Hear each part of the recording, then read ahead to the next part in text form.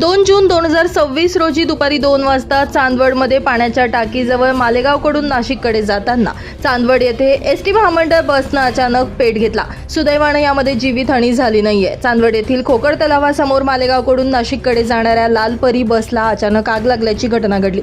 बसमध्ये 54 प्रवासी बसलेले होते, परंतु सर्व प्रवाशांना सुखरूपपणे बाहेर काढण्यात आलं। सुदैवाने अग्निशमन दल आणि स्थानिक नागरिकांच्या मदतीने आग विझवण्यात यश आलं। या घटनेमध्ये कोणतीही जीवितहानी झाल्याची माहिती अद्याप समोर आलेली नाहीये।